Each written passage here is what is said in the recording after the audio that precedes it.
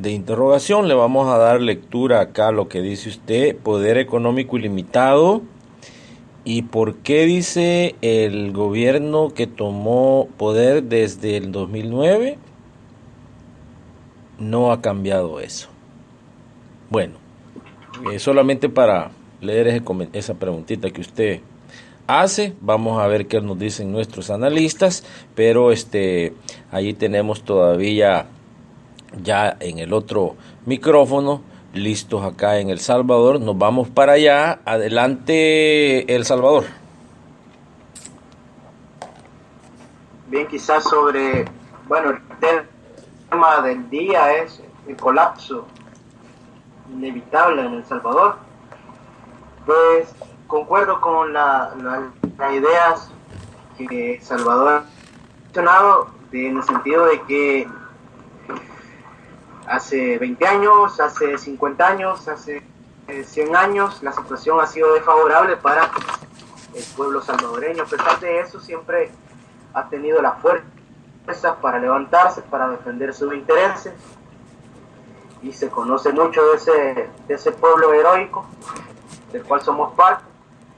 Pero quizás también quiero mencionar, también hacer referencia un poco a esos procesos históricos. El hecho de que en estos momentos nos encontremos a las puertas del colapso o al borde de un abismo, eso tiene su explicación histórica. Y bueno, aquí a grandes rasgos quiero explicar un par de procesos que se han dado acá. Por ejemplo, con la independencia y la construcción de las incipientes repúblicas, que, bueno, es bueno mencionarlo, hay investigaciones que lo han planteado así. Es ya desde 1827-28 los primeros préstamos usureros de parte de Inglaterra, con lo cual la famosa independencia se viene ahora a hacer dependencia, pero ya a nivel comercial y financiero. Durante el siglo XIX se fue, además de que los ingleses persuadían para la fragmentación de los proyectos centroamericanos, eso también hay evidencia. En el siglo XIX se fue configurando las pequeñas naciones, pequeñas porque una potencia extranjera grande puede dominar a los pequeños. Entonces, a pesar de todo, se fue construyendo un Estado, una economía, una organización social, sí. Pero viene al caso de que los grupos que vienen a hegemonizar el proyecto, conocidos como liberales, eran más pragmáticos en todo caso, se adaptaban a las condiciones, incluso traicionaban sus mismos ideales liberales, entonces eran más pragmáticos, pero empezaron a organizar la economía y saltarse en la economía mundial.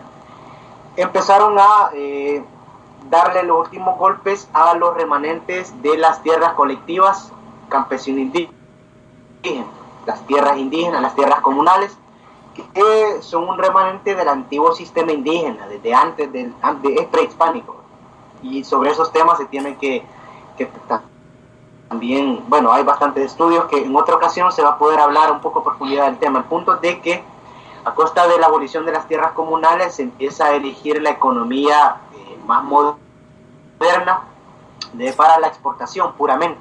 Aquí ya no importaba la agricultura para la subsistencia de la población, dos fenómenos que se vino desarrollando desde aquella etapa hasta la actualidad, a tal punto que tenemos de que no estamos produciendo lo que consume la población.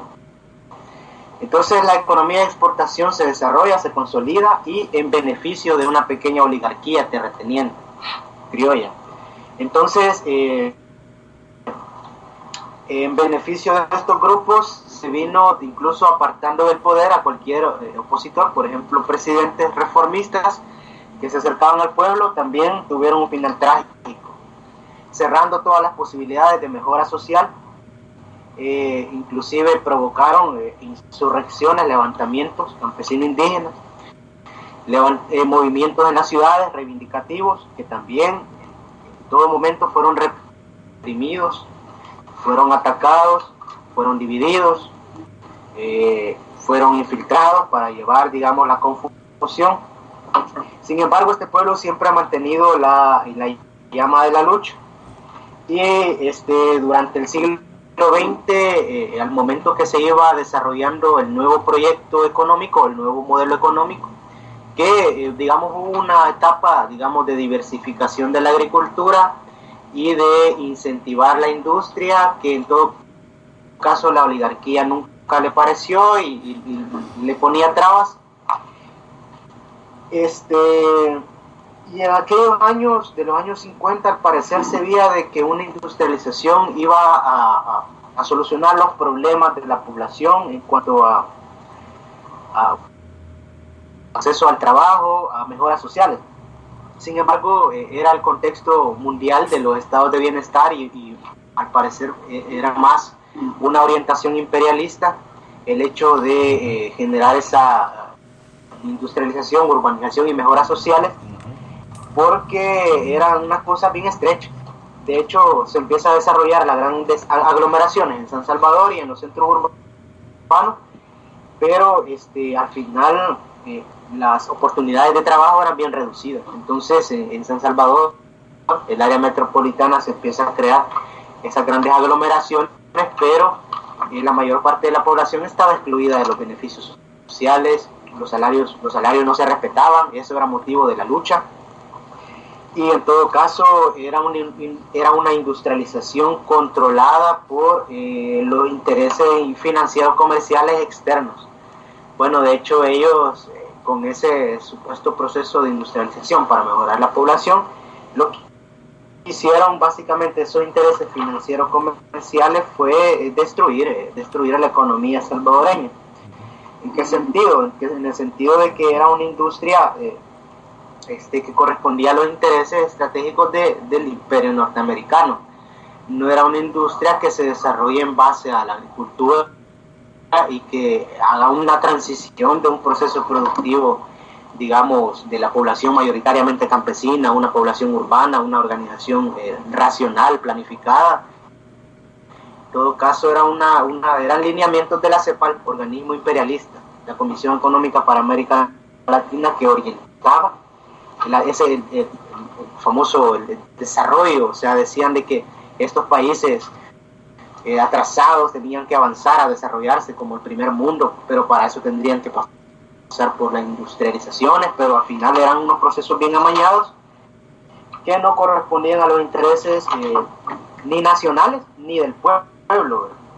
Entonces, por ahí estaba investigando un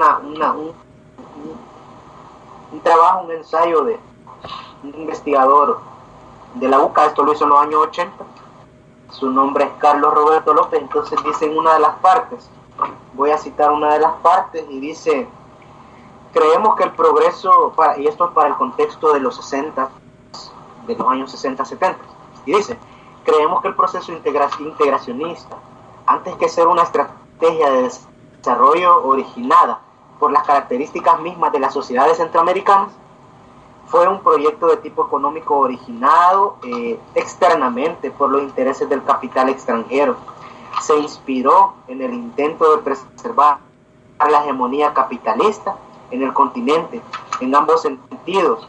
La CEPAL y la ALPRO jugaron un papel determinante localmente. Significó un reacomodo coyuntural a la crisis agroexportadora de parte de la oligarquía salvadoreña. Lo que nos quiere decir es de que a nosotros se nos habla con bastante, ¿cómo decirlo?, con bastante positividad esos procesos industrializantes, pero en realidad eran unos procesos bien controlados y que en última instancia buscaba destruir la economía de la región. ¿Por qué? Porque esta industrialización lo que hizo es desvalorar el trabajo del campo y